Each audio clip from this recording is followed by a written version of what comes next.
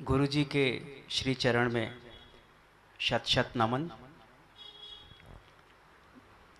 मैं एक आत्मा जिसके शरीर का इस जन्म में नाम है प्रवीण श्रीवास्तव।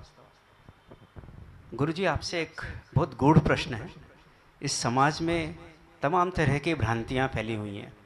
ऐसा कहते हैं कि सम्मोहन शक्ति द्वारा अवचेतन मन में किसी इंसान को ले जाकर उसके पिछले जन्मों का उसको दर्शन कराया जा सकता है और इसके थ्रू उसकी कई बीमारियां, उसकी कई त्रुटियां और दूसरे दोष दूर किए जा सकते हैं। मॉडर्न साइंस इसको पास्ट लाइफ रिग्रेशन कहता है। तो क्या ये वाकई में संभव है, इस तरह का कार्य करना, पिछले जन्मों में ले जाना इंसान को और उससे उसकी सारी जन्मों के जो अलग अलग उसने कार्य करे हैं उनको जानना, उनके पूर्व जन्मों के डिटेल्स को जानना, ये क्या वाकई में संभव है? संभव है। कृपया इस पे लाइट। संभव है। जानते हैं कैसे संभव है? आत्मा सो परमात्मा, आत्मा अंततः परमात्मा में मिलती है।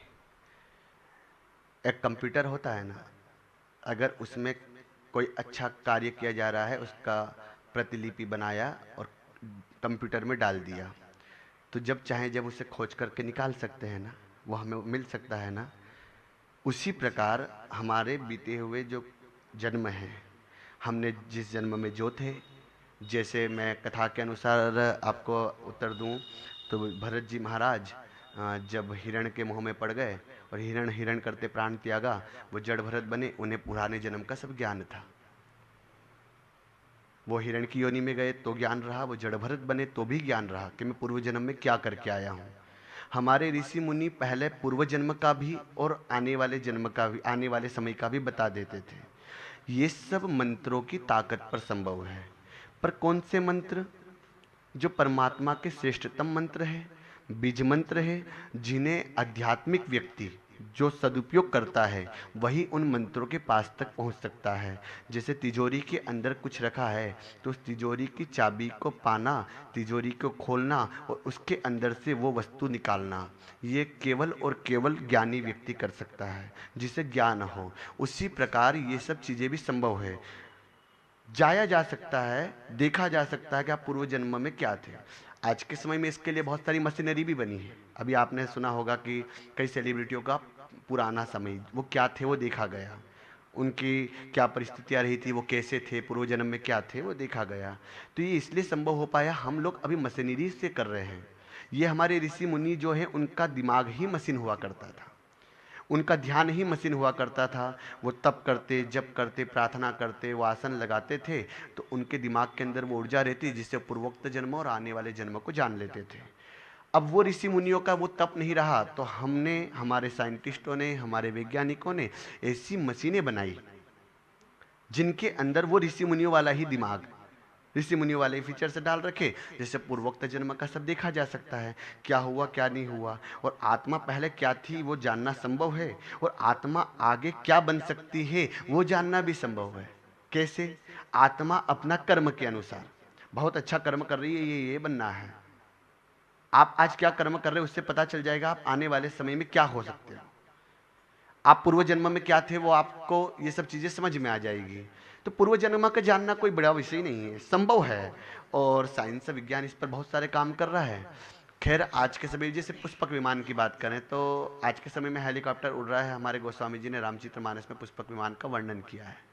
उस समय में विमान उड़ा दिया गया था, आज हम वैज्ञानिकों के द्वारा बना करके उड़ा रहे हैं, हम आज देख रहे, वो हमारे शास्त्रों में पहले से वर्णन है। तो उसी प्रकार से हमारे ऋषि मुनि पहले भी पास्ट फ्यूचर को जानते थे, आज भी ये सब चीज़ें संभव है, पर उसके लिए मंत्र शक्ति का होना जरूरी है। शुद्ध मंत्र, उसका शुद्ध उच्चारण, और शुद्ध उच्चारण कैसा? आत्मिक भाव से, परमात्मिक रूप से परम पिता परमात्मा में विलीन होकर के जब हम मंत्रों का शुद्ध उच्चारण करते हैं तो उससे एक स्तंभन शक्ति का निर्माण होता है। वो स्तंभन शक्ति हमें पिछला और अगला जानने की ताकत प्रदान करती है। एक ऋषि थे जो समुद्र में रहते थे, उन्होंने 60,000 वर्ष तक समुद्र में रहे, उन्होंने 60,000 वर्ष का सब ज्ञान रहा। आसपास एक स्तंभन शक्ति का निर्माण हुआ। जब आंखें खोली, एक मछली बच्चों के साथ घूमती हुई दिखी, मोह हो गया, विवाह करने चले गए। पर 60,000 वर्ष तक जब वो समुद्र में रहे तो क्या उसमें उफान नहीं आया होगा, बाढ़ नहीं आया होगा, पर स्तंभन शक्ति बनी रही, पूर्वोक्त शक्ति बनी रही, आत्मोक्त शक्ति बनी रही। साथ में बहुत सरल शब्दों में समझाऊं तो भीष्म पितामह जब अंतिम समय चल रहा था, शैया पर सोए थे, भगवान कृष्ण आए, उन्होंने प्रश्न किया कि मैं मरने वाला हूं, प्राण जाने वाले हैं, तो मैंने ऐसा कौन सा पाप करा शैया पर सोना पड़ा। भगवान कृष्ण ने कहा कि बहुत पीछे जाकर देखो। उन्होंने देखा तो बचपन में उन्होंने एक कच्ची घोड़ों को खेलते खेलते पिन चुबाया, वही कच्ची घोड़ा अर्जुन बनकर के आया और उन्हें बाण चुबाए। तो पिछले जन्म का देखना संभव था, तभी तो भीष्म पितामह देख करके गए। और द्वापर को गए हुए ज़्यादा समय नहीं हुआ है, द्वापर अंत के बाद में कलिकाल आरंभ हुआ। तो ये सब चीज़ें संभव है, आज भी मंत्रों के आधार पर है। और आज भी हमारे संतों के पास में धरोहर के रूप में वो मंत्र, वो शक्तियाँ रखी हुई है, जिसके लिए कोई मशीनरी की नहीं, केवल और केवल आत्मिक भावों की जरूरत है। गुरु जी आपके चरणों में कोटि कोटि प्रणाम। मैं प्रदीप सनातनी। एक क्वेश्चन उठ रहा है मन में कि सदगुरु और गुरु में क्या अंतर है, थोड़ा सा प्रकाश डालिए। सतगुरु और गुरु, गुरु कोई भी हो सकता है। बालक को जन्म दिया ना, बच्चे को जन्म दिया, तो उसकी पहली गुरु कौन? माँ। जैसे गाय बछड़े को जन्म देती है ना, तो बछड़े को दूध पीने का ज्ञान दे दिया जाता है, हो जाता है। वो जब दूध पीने लगता है तो उसकी माँ बाटा खाती है, चारा खाती है। बच्चा ऑटोमेटिकली उसकी माँ को देखते देखते थोड़े टाइम बाद वो चारे पर कन्वर्ट हो जाता है, वो चारा खाने लग जाता है। मतलब वो गाय माँ गुरु हो गई। एक बच्चा अपनी माँ को देखकर आचरण करने लग जाता है, जिसे माँ गुरु हो गई है। उसी प्रकार गुरु बहुत सारे हो सकते हैं। प्रकृति से हमें ये सीखने को मिल रहा, प्रकृति गुरु। स्कूल में विद्यार्थी पढ़ने गया, विद्या पढ़ाई, वो विद्यार्थी को पढ़ाने वाले टीचर गुरु। हमें एक वीडियो गेम चल रहा है, बच्चा उसको खेल रहा है, किसी ने उसे बताया ऐसे चलाना है, तो वो उसका गुरु। मतलब गुरु कोई भी हो सकता है, कहीं भी।